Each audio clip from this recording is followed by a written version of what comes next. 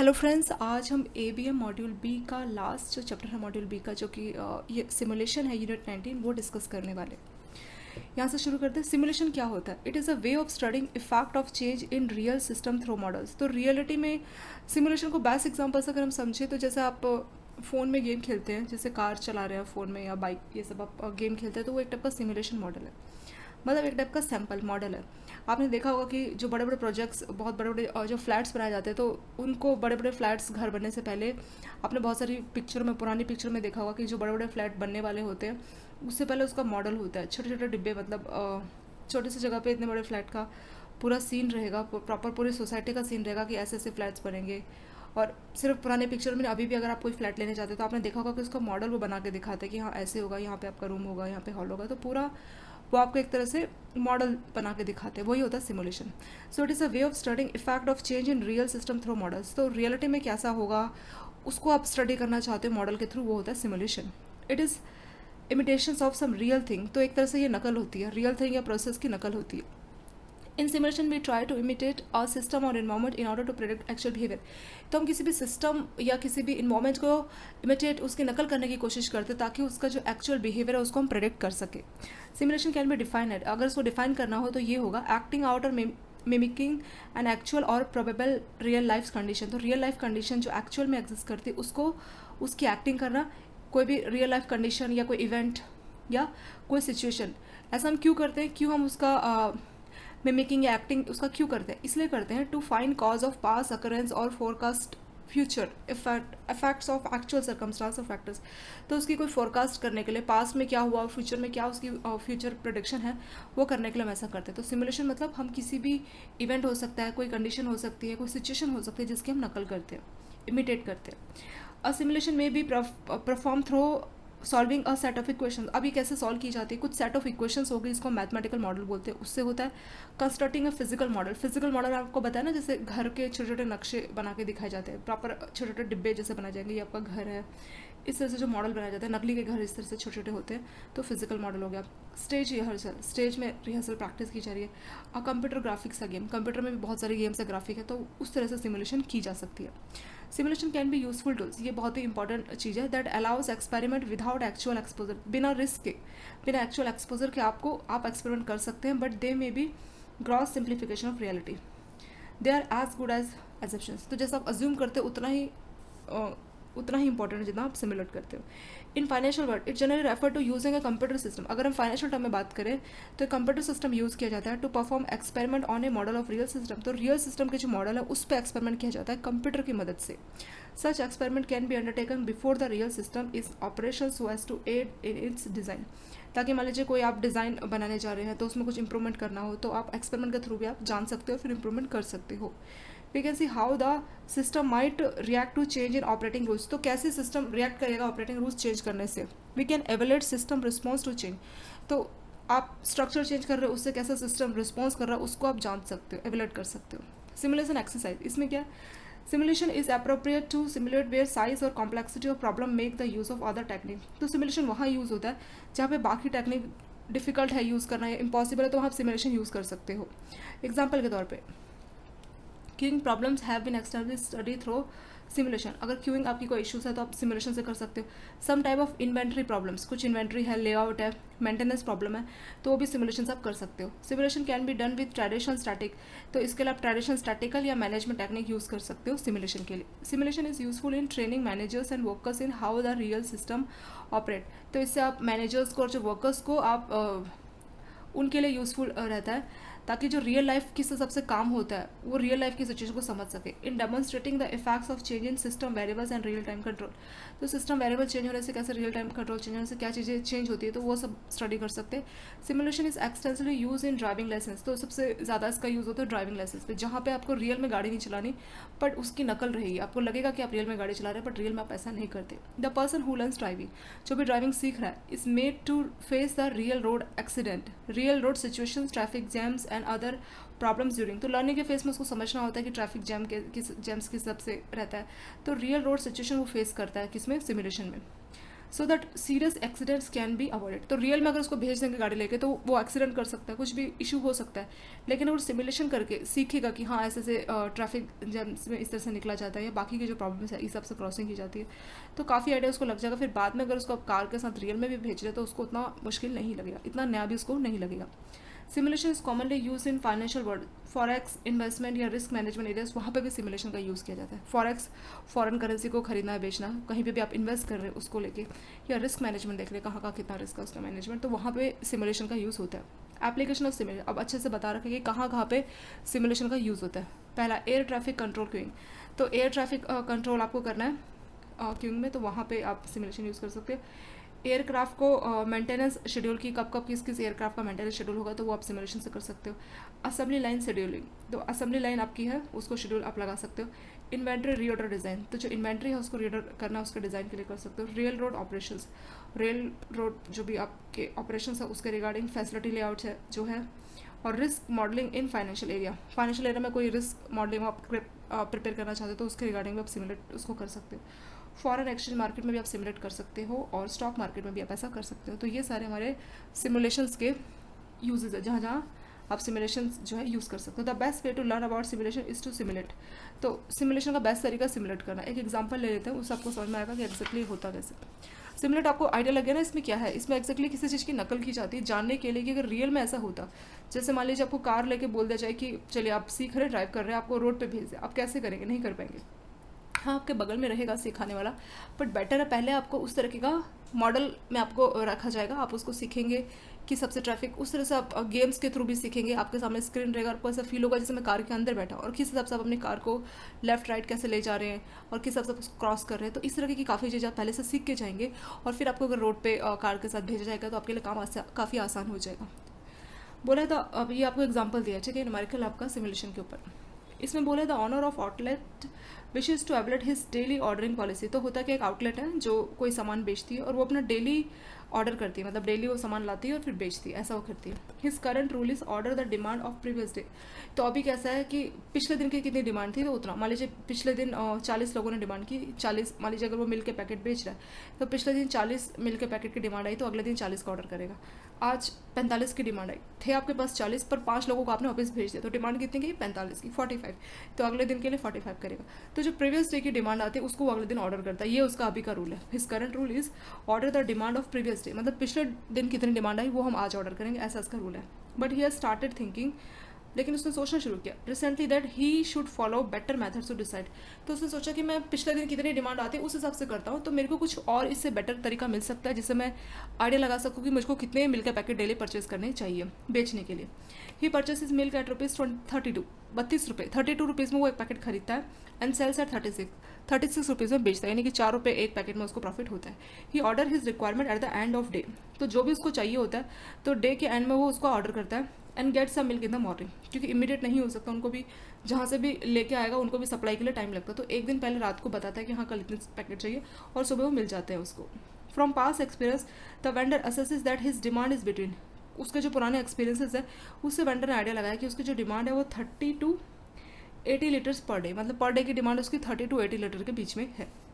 He also keep a record of relative frequency of quantity demanding during last 10 days, तो last 10 दिनों में कितनी quantity लोगों ने डिमांड की, उसकी क्या फ्रीक्वेंसी मतलब कितने बार डिमांड की है, तो उसका उसने प्रॉपर एक रिकॉर्ड भी रखा है।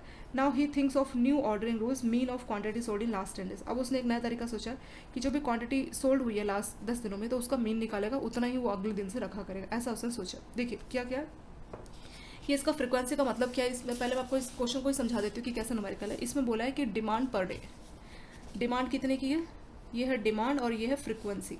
फ्रीक्वेंसी और डिमांड में डिफरेंस क्या है, जैसे मान लीजिए लिखा है 35 पैकेट की डिमांड हुई और फ्रीक्वेंसी के आगे लिखा 1, यानी कि एक ही दिन ऐसा हुआ कि 35 पैकेट की डिमांड हुई। फिर लिखा 45 के आगे फ्रीक्वेंसी 3, ये डेटा आपको गिवन रहेगा, ये लाइन और ये लाइन ये आपको गिवन रहेगा, तो फ्रीक्वेंसी 3 यानी कि 45 मिल्क के पैकेट मांगे गए, 3 दिन ऐसा हुआ। फिर 55 पैकेट्स की डिमांड हुई, कितने 2 बार ऐसा हुआ। 65 पैकेट की डिमांड हुई, 3 बार ऐसा हुआ। और 75 पैकेट्स की डिमांड हुई, 1 बार ऐसा हुआ। सबको आप ऐड कीजिए, 3 में 1 ऐड करेंगे 4 और 2 6 3 9 10, तो 10 दिन का डेटा उसके पास है। तो 10 दिनों में से वही बोला था कि लास्ट 10 डेज का डेटा। तो 10 दिनों में क्या हुआ कि 35 पैकेट की डिमांड एक दिन आई थी, 45 पैकेट्स की डिमांड 3 दिन कोई भी हो सकता है, बस उसने फ्रिक्वेंसी से मैं मतलब कि कितने दिन ऐसा हुआ।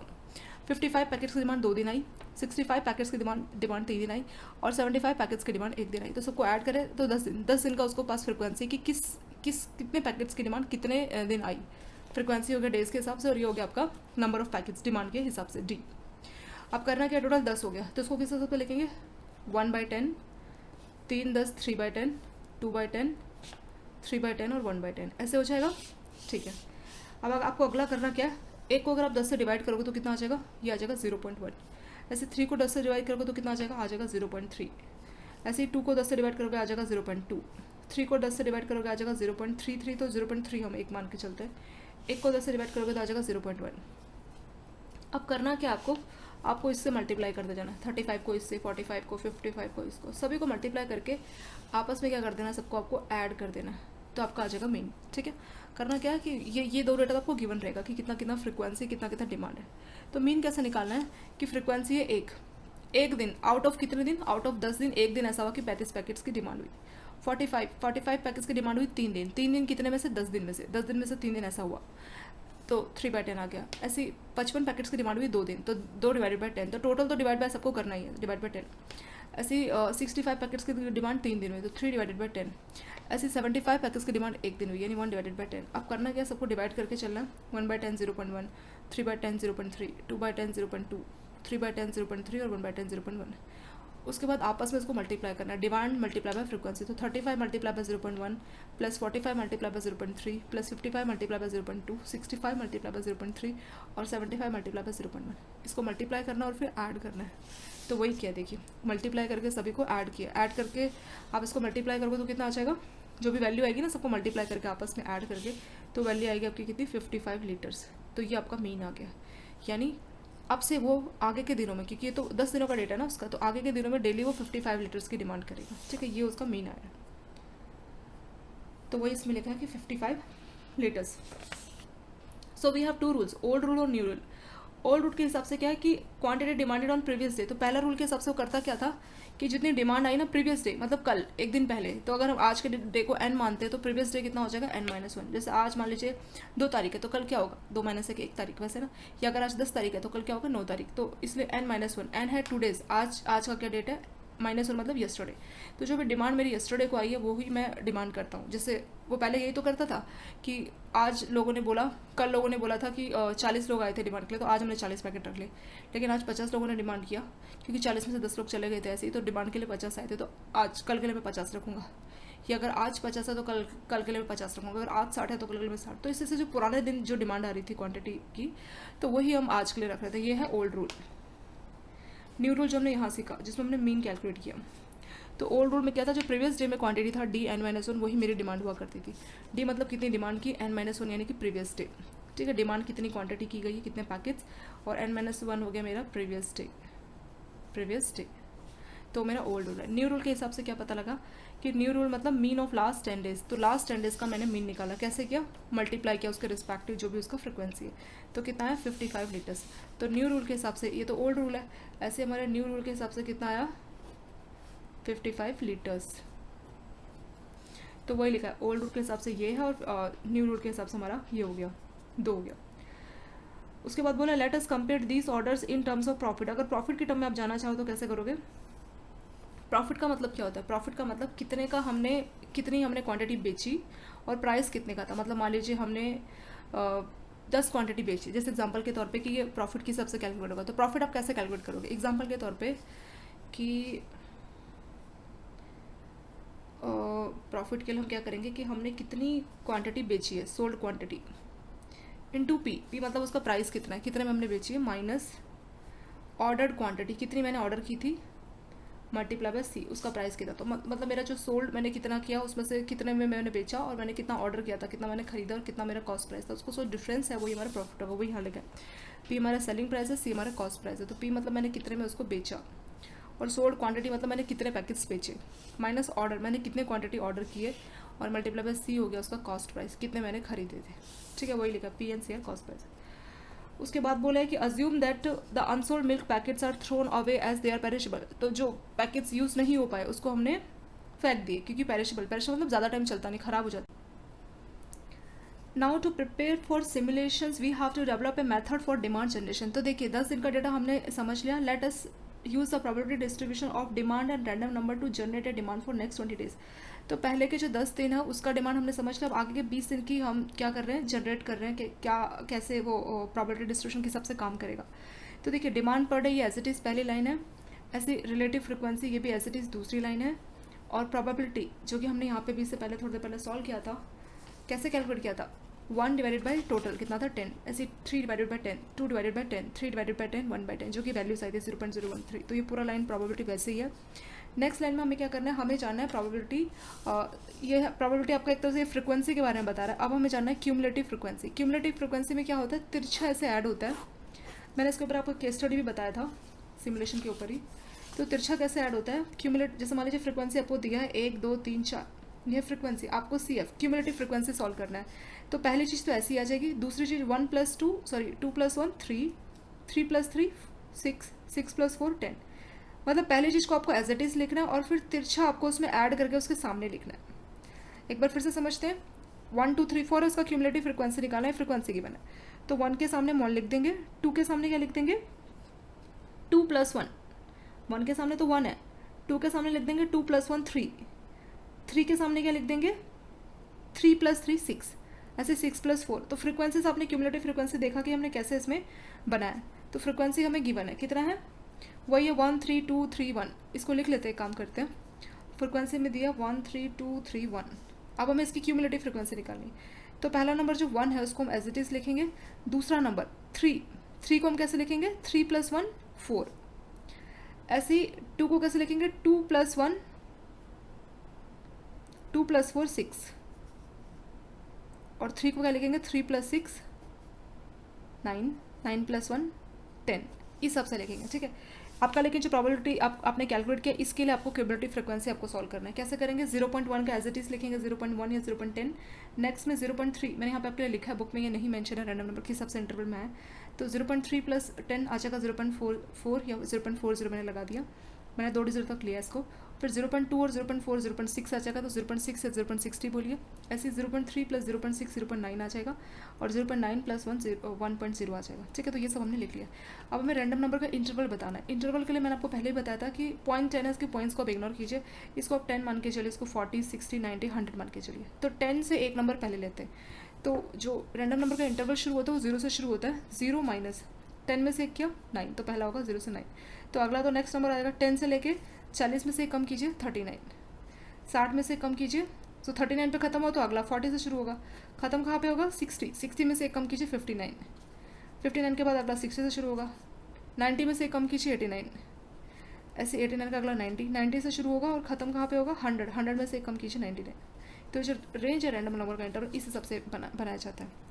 आई थिंक आपको थोड़ा सा आइडिया लगा होगा। प्रोबेबिलिटी तो हमने निकाल लिया था, तो 0.1 का CF हम कैलकुलेट करेंगे। तो 0.1 का एज इट इज़ 0.1, 0.3 का 0.3 + 0.1 0.4, ऐसे 0.4 + 0.2 0.6, 0.6 + 0.3 0.9, 0.9 + 0.1 1.0। तो इसके पॉइंट्स आप इग्नोर कर देंगे जब भी आप इस तरह से रैंडम नंबर इंटरवल ले रहे हो, क्योंकि मिनिमम आप 1 to 10 इस सबसे 2 नंबर्स में आप लेते हो, पॉइंट्स पे नहीं लेते। तो सारी पॉइंट्स की वैल्यू को आपने इग्नोर कर दिया। अब मेरे को मिलेगा 10 40 60 90 100। तो शुरुआत 0 से होती है और एक कम होता चलता है। 10 में से एक कम लोगे, 0 से लेके 9, 40 0 से लेके 10 से 39, 60, मतलब ये तो नेक्स्ट नंबर होगा। जैसे 0 से 9 हो गए तो अगला नंबर शुरू 10 से ही होगा, लेकिन खत्म कहाँ पे होगा, इससे एक पहले 40 में से एक कम गया 39, ऐसे 39 तो 40 से शुरू होगा। दूसरा रेंज क्या होगा, 60 से कम 59, 59 है तो 60 से शुरू होगा। अगला रेंज 89 से कम, 90 से कम जो कि 89 होगा। 89 से नेक्स्ट नंबर 90, पर खत्म कहाँ होगा, मतलब रेंज में बताना शुरू कहाँ से होगा खत्म कहाँ से होगा। तो 100 में से कम गया 99, तो ये हिसाब से इसका रेंज डिसाइड हो गया। और सेम ऐसे रेंज के ऊपर मैंने आपको एस्टिमेट वाला एक केस स्टडी कराया है, सिमुलेशन वाला केस स्टडी, और उसका लिंक भी मैं आपको डिस्क्रिप्शन में शेयर कर दूँगी, उसको भी आप एक बार देख सकते हैं। उसमें प्रॉपर एक न्यूमेरिकल मैंने सॉल्व कराया है दूसरे टाइप का, जिसमें से सिमुलेशन में से जो पूछे जाते हैं। ठीक है, तो इस बुक में आपको इतना कुछ नहीं दिया, एक ही न्यूमेरिकल दिया हुआ है, दूसरा वाला वहाँ से देख सकते हैं। फिर ये वाला हो गया। ठीक है, अब हमें आगे के 20 दिनों का डेटा चाहिए। तो 0 से लेकर 20, अभी 0 का डेटा तो कुछ नहीं है, 1 से 20 20 दिन। रैंडम नंबर्स आपको एज इट इज़ गिवन है। सो डिमांड, कितने का डिमांड आया, ये रैंडम नंबर्स डे और कितने का डिमांड है ये हमें गिवन रहेगा। तो 55 का डिमांड, 35, 45 ऐसा करके। क्वांटिटी, कितना क्वांटिटीज़ है, तो पहले मेथड में हमने दो मेथड देखे थे ना, मेथड ओल्ड और न्यू। न्यू मेथड में क्या कर रहे थे कि जो पिछले दिन का डिमांड है वो अगले दिन के लिए हमारी क्वांटिटी उतना हम खरीद रहे थे।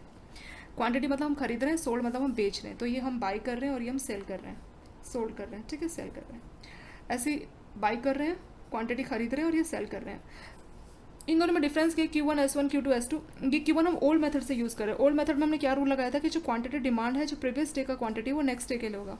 तो देखिए 0 डे मतलब प्रीवियस डे पे 55 का क्वांटिटी था, तो अभी अगले दिन के लिए हम 55 यूज़ कर रहे हैं, ठीक है। ये डिमांड हमें गिवन रहेगा, ठीक है, मैं आपको यहाँ पे गिवन लिख देती हूँ। तो डिमांड गिवन रहेगा, तो 55 का क्या था, डिमांड था, और जो पिछले दिन का डिमांड है वो अगले दिन के लिए मेरी क्वांटिटी सोल्ड, मतलब जितना कल लोगों ने डिमांड किया उतने पैकेट मैं अपने पास रखूंगा। तो Q1 है, मैं कितने पैकेट अपने पास रख रहा हूँ, सेल्ड मतलब कितने पैकेट मेरे बिक रहे हैं, ठीक है, ऐसे।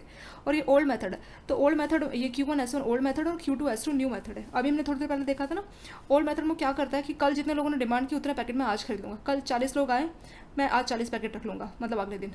कल 50 लोग आए तो आज मैं 50 पैकेट रख लूँगा। तो ऐसे करते, तो पिछले दिन की डिमांड 0 डे की आपको गिवन है। तो 1 डे का क्या होगा, कल कितना डिमांड था उतने पैकेट मैं अपने पास रखूँगा। Q1 मतलब कितनी क्वांटिटी मैं खरीद के अपने पास रख रहा हूँ। तो कल 55 की डिमांड थी 0 डे पे, तो 1 डे पे मैं 55 रखूँगा। फिर 35 की डिमांड ये गिवन रहेगा, तो 35 की डिमांड थी कल, आज मैं 35 रख लूँगा। 45 की थी डिमांड, कल डिमांड आज मैं 45 पैकेट्स रख लूँगा। ऐसे 65 करके पूरा लाइन आ जाएगा, ठीक है। लास्ट में 65 की डिमांड थी तो 65 यहाँ पे आपका कंप्लीट हो गया। सो Q1 क्या है कि कितनी क्वांटिटी, मतलब मेथड 1 में पहले हम क्या कर रहे थे, ये जो पर्सन है वेंडर पहले क्या कर रहा था कि कल की जो डिमांड थी उसको मैं आज क्वांटिटी अपने पास रखूंगा। तो Q है मैं कितने पैकेट्स खरीद के रख रहा हूँ। D मतलब कल कितने लोगों ने मिल्क पैकेट की डिमांड की, तो कल 55 लोगों ने डिमांड की तो आज मैंने 55 पैकेट रख लिए। कल 35 ने की तो आज मैंने 35 रख लिया। तो ये D आपको डिमांड यानी गिवन रहेगा। Q1 हमें खुद से निकालना है। फिर S1 कितने पैकेट सोल्ड हुए, तो सोल्ड कितने होंगे, जितने पैकेट आपके पास होंगे या जितने लोगों ने डिमांड की होगी उसमें से जो कम होगा वही आप सोल्ड कर सकते हो। कैसे, जैसे 35 लोगों ने डिमांड किया लेकिन आपके पास 55 पैकेट है, तो क्या आप सारे बेच सकते हो, नहीं। डिमांड करने वाले सिर्फ 35 है और 55 पैकेट ही आपने अपने पास रखें। ये है डिमांड करने वाले और ये है आपने कितने पैकेट अपने पास रखें। तो 35 लोगों ने डिमांड की और 55 पैकेट आपने अपने पास रखें, तो कितने पैकेट बिकेंगे।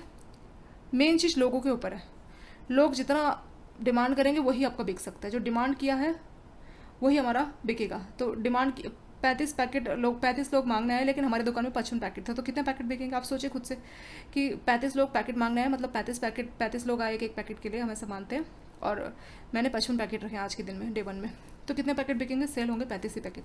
ऐसे 45 पैकेट। तो इन दोनों में से जो कम होगा ना, डी और क्वांटिटी, मतलब कितनी लोगों ने डिमांड किया और कितनी क्वांटिटी, तो उसमें से जो लोअर होगा वही सेल होगा। क्यों लोअर सेल होगा उसको देखते हैं।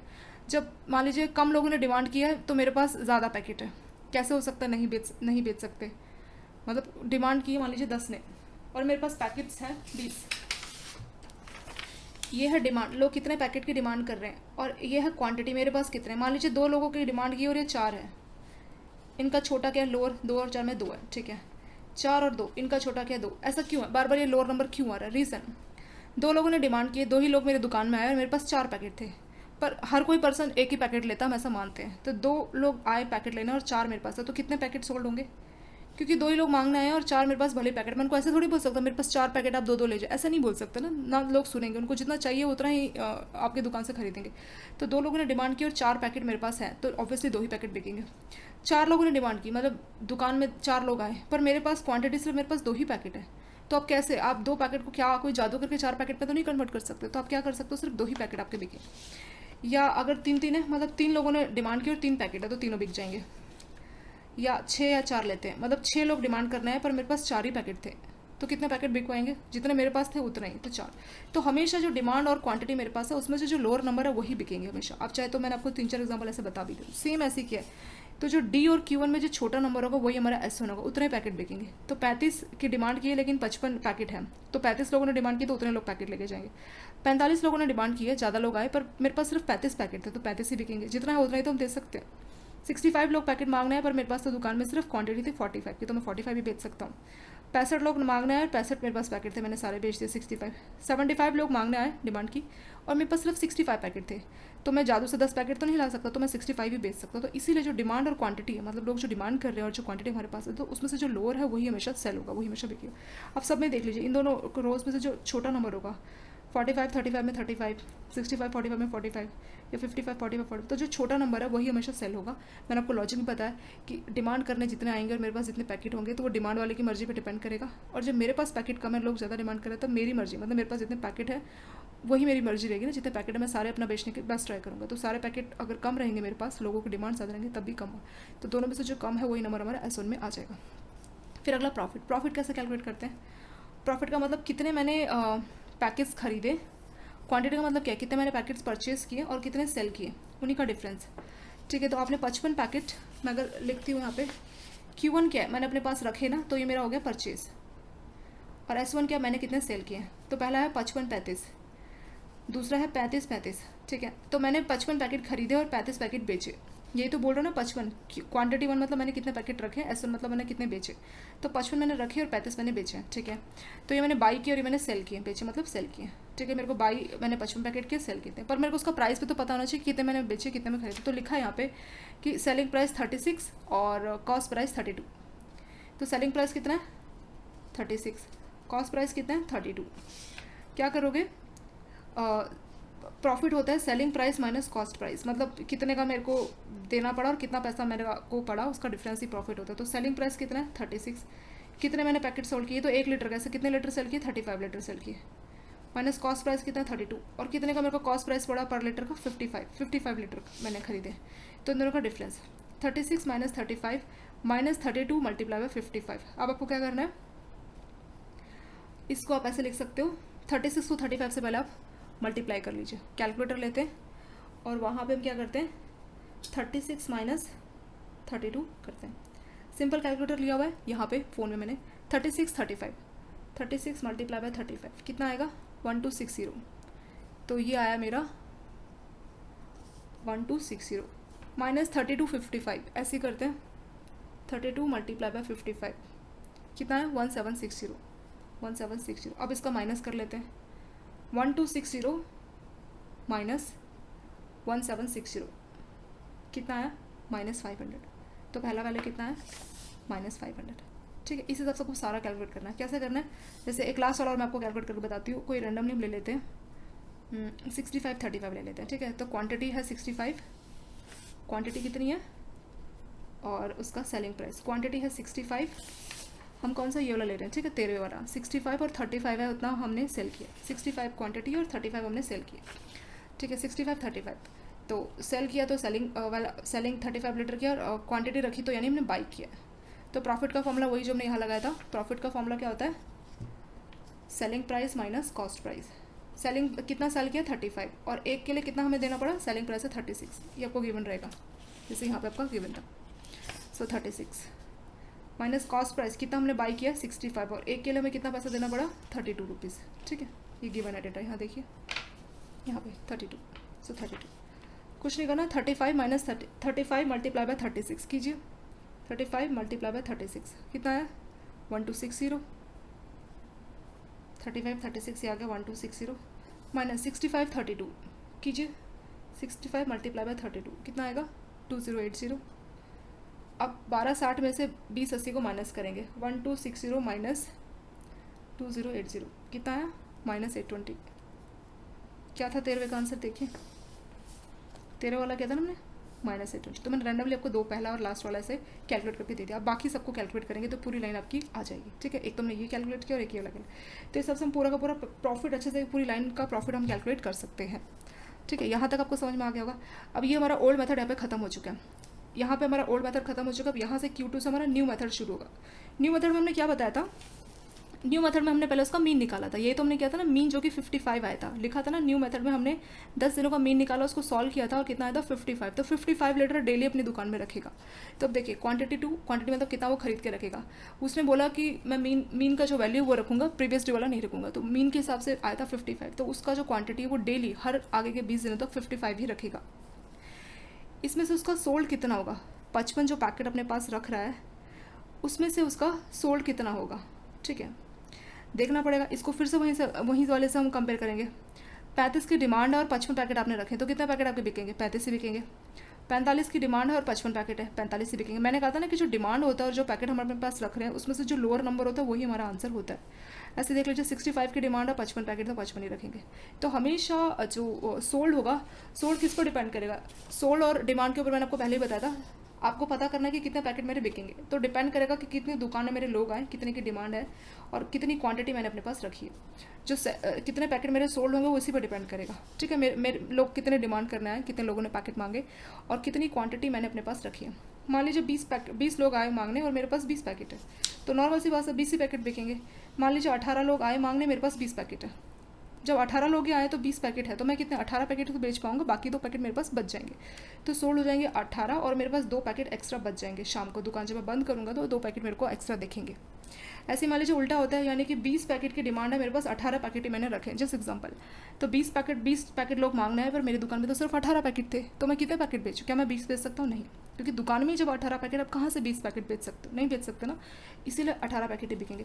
तो इसलिए जो सोल्ड होगा हमेशा जो डिमांड रहेगा और जो क्वांटिटी रहेगी उसका जो लोएस्ट नंबर होगा, उन दोनों में से जो कम होगा लोएस्ट, वही हमारा सोल्ड होता है। वही हमने पुराने मेथड में तो वही देखा था कि डिमांड जो थी और हमारी जो क्वांटिटी उसने अपने पास रखी थी, उसका जो लोएस्ट नंबर है वही हमारा सेलिंग था। सेम एप्लीकेबल यहाँ भी होता है। डिमांड हमें गिवन रहेगा, ठीक है। तो डिमांड और हम क्या करेंगे, इसकी जो डिमांड है और जो हमारा क्वांटिटी जो दूसरे मेथड से, तो दूसरे मेथड से उसने बोला जो मीन है वही मैं रखूँगा। 55 लीटर आया था मीन, तो नए मेथड से उसने बोला कि मैं आगे के 20 दिनों तक, जो मेरा मीन है 55, में आगे के 20 दिनों तक 55 लीटर ही अपने पास रखूँगा। 55 पैकेट मैंने वैसे बोला, वैसे 55 लीटर है, ठीक है। तो 55 लीटर ही वो आगे के 20 दिनों तक रखा। देखिए कुछ भी चेंज नहीं हुआ है। पुराने वाले मेथड में Q1 क्या था कि पिछले दिन का जो डिमांड था, जैसे 35 तो अगले दिन 35, तो पहले वाले में क्या था कि जो प्रीवियस डे पे डिमांड आ रही थी उसको हमने अगले दिन रखा था Q1। पुराने वाले में ऐसे कर रहा था। अभी उसने बोला नहीं, मैं उतनी क्वांटिटी रखूंगा जितना मेरा मीन आया 55, तो आगे के सारे 20 दिन तक वो 55 लीटर अपने पास रखेगा। अब कितने बिकेंगे उसमें से, नए मेथड से कितने सोल्ड होंगे, वो होगा S2। तो कितनी डिमांड की है, 35 की डिमांड की। यहाँ से देखिए 35 की डिमांड की, 1 से हम कर रहे हैं, ये 1 to 20 आगे के 20 डेज का डेटा है। तो 35 की डिमांड की है और 55 पैकेट उसकी दुकान में रखे हैं। तो 35 में से 55 में से छोटा कौन सा, मैंने वही कहा था ना कि लोग डिमांड करते हैं और जो पैकेट मेरे पास है उसमें से जो कम है हमेशा वही होगा। डिमांड करना है 35 और मेरे पास 55 लीटर, तो 35 लीटर तो बिकेगा। ऐसी 45 लीटर की डिमांड आई, मेरे पास 55 लीटर, 45 लीटर बिकेगा। ऐसे 75 लीटर की डिमांड आई, लेकिन मेरी दुकान में सिर्फ 55 लीटर है, तो 55 लीटर बिकेगा। तो दोनों में से जो छोटा होगा, डिमांड और मेरे पास जो क्वांटिटी, उनमें से जो छोटा होगा वही मेरा सोल्ड होगा। सेम ऐसे कोई भी आप देख लीजिए, 65 55 में से 55 छोटा है, 45 55 में 45 छोटा है, 35 55 में 35 छोटा है, 45 55 में 45 छोटा है, ऐसे 45 55 में ये छोटा है। तो इस हिसाब से आपने पूरा S2 कैलकुलेट किया। S2 के बाद आपको फिर से वही प्रॉफिट कैलकुलेट करना पड़ेगा। कैसे करेंगे, जैसे हमने S1 का प्रॉफिट कैलकुलेट किया था, सेम वही मेथड यहाँ पर हमें अप्लाई करना पड़ेगा। क्या हमने मेथड यूज़ किया था S1 के लिए, हमने कहा था प्रॉफिट का फॉर्मूला होता है selling price minus cost price. यही फॉर्मूला होता है। सेलिंग प्राइस का मतलब मैंने कितने रुपए में बेचा और कितनी मेरी क्वांटिटी थी। कॉस्ट प्राइस मतलब मैंने कितने रुपए में खरीदा और कितनी मेरी क्वांटिटी थी। यही तो मतलब होता है, ठीक है। तो पहले से लेते हैं, पहला एग्जाम्पल, मैंने कितने में बेचा, सेल कितने का किया, 35 लीटर किया, और 1 लीटर कितने रुपये में बेचा मैंने, ये था सेल प्राइस था 36, तो 36 रुपये में 1 बेचा और 35 लीटर मैंने बेचा, ठीक है। माइनस कॉस्ट प्राइस, कितने लीटर मैंने खरीदा, Q2 मैंने 55 लीटर खरीदा है ना, कॉस्ट खरीद के कितना रखा हमने, 55 लीटर रखा, और खरीदने के लिए मेरे को क्या पड़ा था, कॉस्ट प्राइस 32, ठीक है। तो क्या करना है, इसका माइनस हमें करना पड़ेगा। तो हम फिर से कैलकुलेटर ले लेते हैं। पहले क्या करेंगे हम, 35 में 36 को हम करेंगे मल्टीप्लाई, ठीक है। 35 मल्टीप्लाई बाय 36 कितना आएगा, 1260, minus 55 multiply by 32, 55 multiply by 32 कितना आएगा, 1760, माइनस कीजिए 2060 में से 1760 माइनस कीजिए तो कितना आ जाएगा, 500 आ जाएगा ना, -500। तो पहले वाला आपका क्या आ गया, -500। कोई सा भी आप कैलकुलेट कीजिए, सब ऐसे ही होगा। जैसे मान लीजिए आपको ये कैलकुलेट करना है, ये वाला ले लेते हैं ना, 17 वाला। मैं रैंडमली कोई भी दो आपको बता रही हूँ। 17 हमने ले लिया, 55 हमने क्वांटिटी खरीद के रखा और उसमें से 45 हमारा सेल यानी बिका है, ठीक है। सेल S2 कितना, 45 बिका है, और Q2 हमने कितनी क्वांटिटी रखी थी, 55 क्वांटिटी खरीद के रखी थी। तो हमारी क्वांटिटी क्या थी, 55, जो हमने खरीद के रखी वो 55, और उसमें से सेल कितना हुआ, 45। ये हम कौन सा देख रहे हैं, ये हम 17 वाला देख रहे हैं, ठीक है। 55 हमने खरीद के रखी, उसमें से 45 पैकेट ही सेल हुए, जो कि S2 से रिप्रेजेंट किया। तो फॉर्मूला वही है, selling price minus cost price. Selling कितने पैकेट हमने बेचे, 45 पैकेट बेचे। कितने में है एक पैकेट, 1 लीटर कितने में होता है, वो मैं आपको पैकेट्स बोल रही हूँ, एक्चुअली पैकेट्स में लीटर है। हमने 45 लीटर बेचे और 1 लीटर की कीमत कितनी है, सेलिंग प्राइस है 36, माइनस क्वांटिटी, कॉस्ट प्राइस कितना है 55 और एक का कॉस्ट प्राइस कितना है, मतलब एक का कॉस्ट प्राइस है 32 लीटर, ठीक है। तो सेलिंग प्राइस मतलब मैंने 45 लीटर सेल किए और 1 लीटर सेल करने में मुझे 36 रुपये मिले और 55 लीटर मैंने अपने पास रखे थे जो कि कॉस्ट प्राइस है और एक के लिए मुझे 32 रुपीज़ खरीदने के लिए 32 रुपीज़ देना पड़ा। अब इसका डिफरेंस 45 इंटू 36, अगर मैं 45 को 36 से मल्टीप्लाई करती तो कितना आएगा 1620 minus 55 multiply by 32, 55 multiply by 32 कितना आएगा 1760।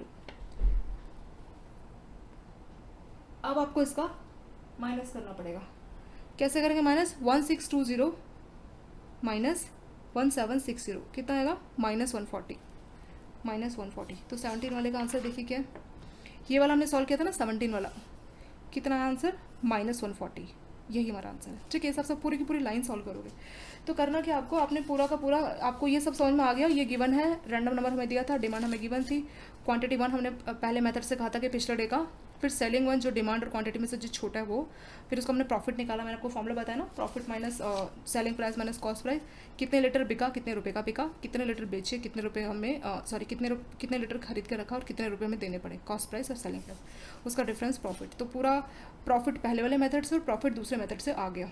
सबको ऐड करना है, कैसे करोगे -500 प्लस 140 प्लस 180 ऐसे करके सभी को ऐड करोगे तो आ जाएगा 480, ये फर्स्ट वाला प्रॉफिट है। ऐसे प्रॉफिट 2 सबको -500 माइनस 140 प्लस 220 करके करोगे तो 1160 आ जाएगा, ठीक है। तो ये तो टोटल प्रॉफिट आ गया। हम एवरेज प्रॉफिट निकालेंगे, कैसे करेंगे एवरेज प्रॉफिट, कितना प्रॉफिट है, प्रॉफिट फर्स्ट मेथड से आया हमारा 480, ओल्ड मेथड लिखते हैं तो 480 का प्रॉफिट हुआ। एवरेज प्रॉफिट के लिए क्या करोगे, मतलब पर डे का, तो ये तो 20 दिनों का है तो एक दिन का आ जाएगा 480 डिवाइड बाई 20, कितना आ जाएगा 24, इतना एवरेज प्रॉफिट आ गया। ऐसे ही नए मेथड से P2 से कितना आ रहा है 1160, सो न्यू मेथड से आ रहा है 1160 और कितने दिनों का डेटा है 20 दिनों का डेटा है तो एक दिन का कितना आ जाएगा 58, तो इसका 24 एवरेज आ रहा है पुराने मेथड से, ये ओल्ड मेथड से और नए वाले से 58। तो ज़्यादा बेनिफिट कहाँ है, ज़्यादा एवरेज का बेनिफिट ओल्ड में न्यू में ज़्यादा बेनिफिट, तो जो नया मेथड है जैसे उसको 58 लीटर मिल रहा है तो ये मेथड उसके लिए ज़्यादा बेनिफिशियल रहेगा। इस सबसे कंपेयर करके हम उसको बोल सकते हैं कि जो तुमने 55 लीटर वाला आइडिया लगाया है कि पूरे मीन को अगले दिन रखना है, उसमें आपको ज़्यादा एवरेज प्रॉफिट ज़्यादा पड़ेगा। और ये सारा जो लिखा हुआ है ना, ये जो मैंने आपको कैलकुलेट करके बताया फॉर्मूला, प्रॉफिट के लिए क्या कैलकुलेट करना है, लॉस के लिए, तो जो मैंने आपको फॉर्मूला कैलकुलेट करके बताया वही सब यहाँ पे लिखा हुआ है।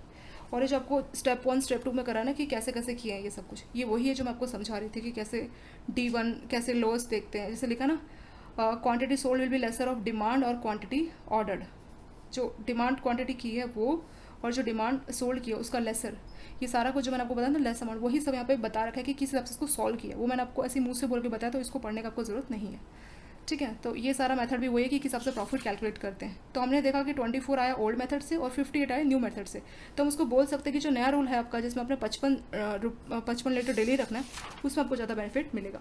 लिखा है we now see that average demand according to simulation 56 litre.